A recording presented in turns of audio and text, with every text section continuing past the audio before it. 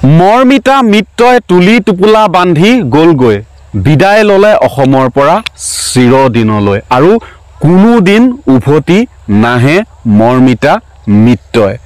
আচলতে কিয় তুলি টোপোলা বান্ধি একেবাৰে গ'লগৈ মৰ্মিতা মিত্ৰই? কোনোবাই বাধ্য কৰালে নেকি মৰ্মিতা মিত্ৰক অসমৰ পৰা যাবলৈ? আচলতে এই সিদ্ধান্ত কিয় ল'লে মৰ্মিতা মিত্ৰই?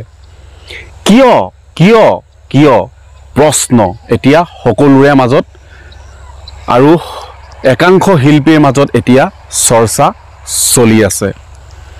সকলোখিনি জানিবলৈ ভিডিঅ'টো চাই থাকক। নমস্কাৰ, মনোজ চুতীয়া ইউটিউব চেনেলটোলৈ আপোনাক স্বাগতম জনাইছোঁ। মৰ্মিতা মিত্ৰ, আপোনালোক সকলোৱে চিনি পায় মৰ্মিতা মিত্ৰক। এতিয়া আৰু নতুনকৈ কোৱাৰ কোনো প্ৰয়োজন নাই। মৰ্মিতা মিত্ৰই অসমত এতিয়া স্থায়ীভাৱে প্ৰতিষ্ঠা লাভ কৰিলে। সংগীত শিল্পী হিচাপে, কণ্ঠশিল্পী হিচাপে মৰ্মিতা মিত্ৰই অসমৰ চাৰিওফালে এতিয়া বিয়পি পৰিল।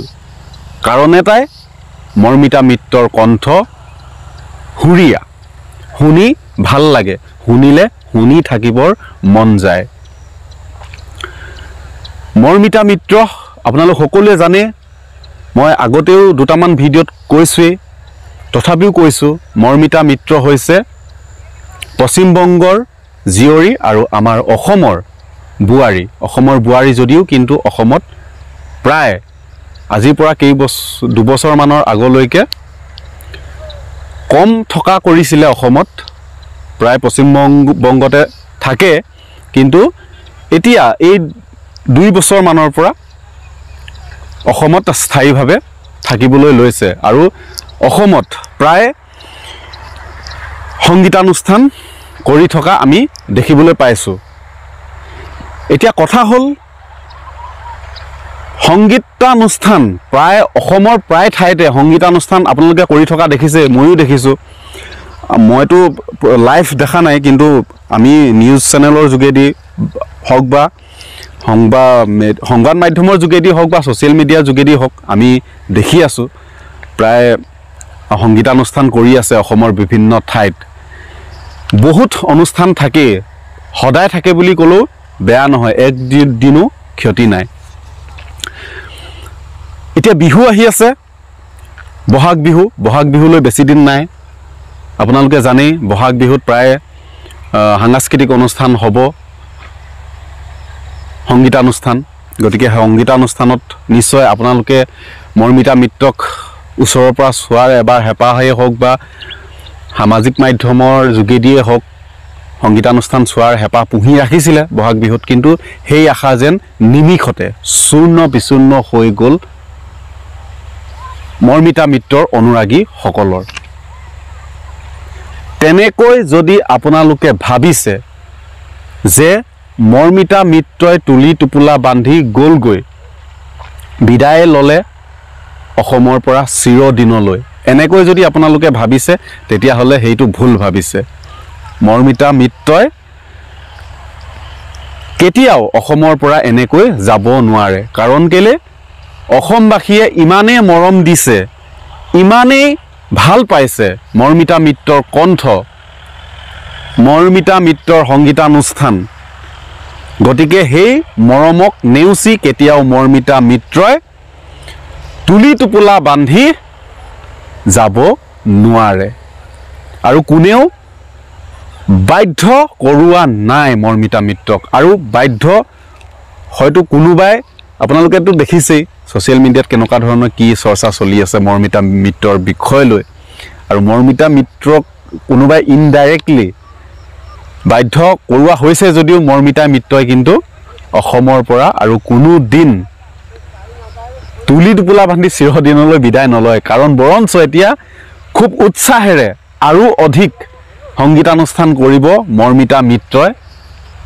সেই কথা বিভিন্ন সাক্ষাৎকাৰত আমি কোৱা দেখিবলৈ পাইছোঁ।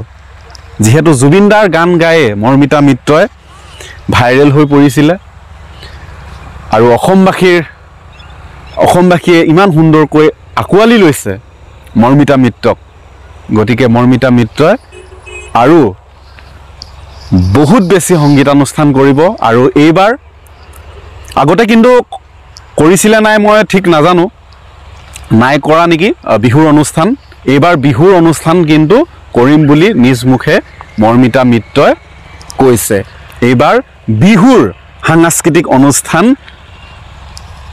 পৰিবেশন কৰিব আমাৰ অতিকৈ মৰমৰ কণ্ঠশিল্পী মৰ্মিতা মিত্ৰৰ সংগীতানুষ্ঠান চাই মই বহুত বেছি ভাল পাওঁ অনুষ্ঠান চাই মই বহুত বেছি ভাল পাওঁ আপুনি কেনেকুৱা পায় কমেণ্ট কৰি জনাব ছায়া হৈ আহা এবাৰ কাষৰলে এই গানটো যে গাইছে পাপনদাৰ মৰ্মিতা মিত্ৰৰ কণ্ঠত কিন্তু বহুত বেছিয়ে ভাল পাওঁ মই আৰু জুবিনদাৰ গানো গাইছে মনৰ নিজানত জোনাক আছিলে মৰ্মিতা মিত্ৰৰ কণ্ঠত ভাল লাগে মানে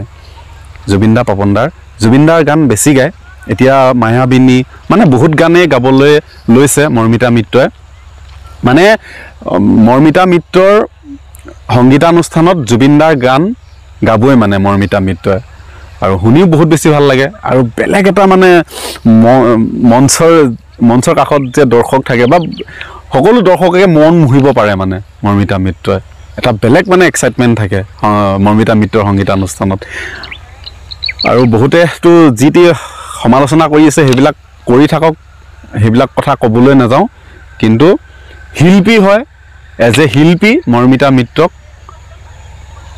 শিল্পী হিচাপে ৰেচপেক্ট কৰিব লাগে অসমৰ হওক বা নহওক কথা নাই অসমৰ এতিয়া যিহেতু বোৱাৰীয়ে বাৰু কিছুমানে মানে পশ্চিমবংগৰ জীয়ৰী আমাৰ অসমৰ নহয় খেদিব লাগে মৰ্মিতা মিত্ৰই অসমত লুটি আছে এনেকৈ মানে সমালোচনা কৰে বা কৰি আছে একাংশই সেইবিলাক আচলতে কৰি থাকিব আৰু সেইবিলাকক কেতিয়াও ধৰি ৰাখিব নালাগে গম পাইছানে কিন্তু মই বহুত ভাল পাওঁ মৰ্মিতা মিত্ৰৰ গান শুনি ভাল পাওঁ দেখিবলৈ ধুনীয়া বুলিয়ে নহয় কণ্ঠটো ধুনীয়া মই সেইকাৰণে ভাল পাওঁ মৰ্মিতা মিত্ৰক গান শুনি আৰু ময়ো গান গুণগুণাই বহুত বেছি ভাল পাওঁ মইতো জুবিনদাৰ বিগ ফেন হয় মই সৰুৰ পৰা জুবিনদাৰ গান শুনি ডাঙৰ হৈছোঁ আৰু মানে ঘৰত থাকিলেতো মই পুৰা ফালি থাকোঁ মানে চিঞৰি জুবিনদাৰ গানে গাই থাকোঁ মায়াবিনী ৰাতিৰ বুকুত দেখা পালো তোমাৰ ছবি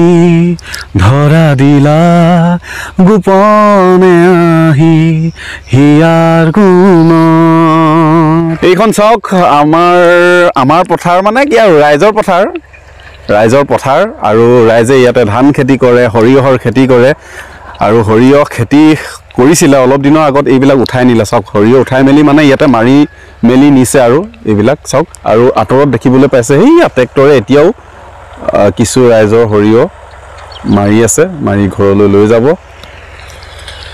এনেকৈ আৰু সেই ঠাইখিনিত মই প্ৰায় ভিডিঅ' প্ৰস্তুত কৰি থাকোঁ দেই মোৰ প্ৰায় ভিডিঅ' আপোনালোকে দেখিব এই ঠাইখিনিত ভাল লাগে এই ঠাইখিনিত প্ৰগ্ৰেম এটা পাতিব পৰা যায় কিন্তু দেই আৰু জুবিনদাৰ প্ৰগ্ৰেম পাতিবলৈ হ'লেতো এনেকুৱা ঠাই লাগিব পুৰা আহল বহল আঁতৰত মঞ্চটো থাকিব আৰু এইফালে পুৰা ইয়াতে অসংখ্য লাখ মানুহ হৈ যায়তো জুবিনদাৰ প্ৰগ্ৰেমত গতিকে জুবিনদাৰ প্ৰগ্ৰেমত এনেকুৱা আহল বহল ঠাই লাগিবই ধুমুহাৰ সতে মোৰ